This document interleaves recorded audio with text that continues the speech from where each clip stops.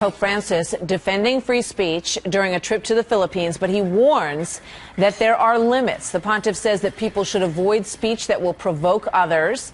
His comments drew swift criticism from those who say that they believe that he's justifying last week's deadly terror attack on the French newspaper Charlie Hebdo. Joining us now to sort all of this out and tell us what he thinks about it, Father Jonathan Morris, Fox News religion contributor. Good to have you here Happy this Friday. morning, Father Jonathan. Happy Friday to you, too. So how did you interpret the Pope's statement in the Philippines about all this? Well, it's sometimes when you speak off the cuff, and that's what Pope Francis does, and that's his power, and that's his appeal. You also can say things that can be misinterpreted. What he was saying, well, first of all, how did he react to the terrorist event itself?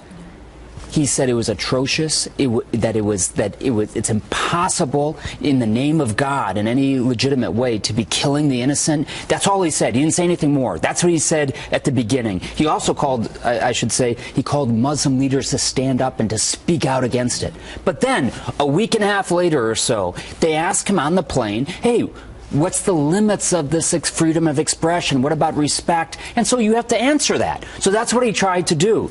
And what he was talking about was not limiting the legal right of freedom of expression, but rather he was talking about a moral obligation to avoid mocking another, avoid not criticizing, but really being mean-spirited towards another religion. You know, he was saying that's a limit, which is understandable. When you look at this magazine, you know, before what happened in Paris, I think a lot of people would say, you know, that they thought it was funny, that they thought it was provocative, they thought it was great. Other people would say, you know, it's not really my taste. It's not my thing. I don't really enjoy that kind of humor. There's a lot of Christian bashing that went on at the newspaper as well. They didn't like clerics much. Yeah, they, exactly. So they're sort of anti any sort of authority, whether it's religious or, but that's their right. And that's their and now I think everybody's right. supporting their right to freedom of speech, to their ability to be able to say it in a free society. That's their legal right. But what the Pope is saying is just because you're allowed to do it legally doesn't mean you should do it. He's saying it's not nice. Simply. He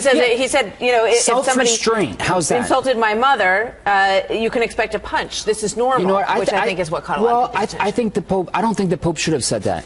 You know, and I think in the Pope Francis era, he would be okay with me saying, Pope Francis, you did wrong there. Right. In other words, I think that would suggest that somehow, hey, listen, that this was a punch, or that it's similar to the, you know, getting punched by somebody, you know, or punching somebody after they've said something about your mother. No, this was something totally different. This was a massacre of the innocents. No comparison whatsoever. Pope Francis, you know, I love you, but I think that was not the perfect example. Thank you, Father Jonathan. Always good to get your thoughts on these things. Thank you, We'll Martha. see you soon. Take care.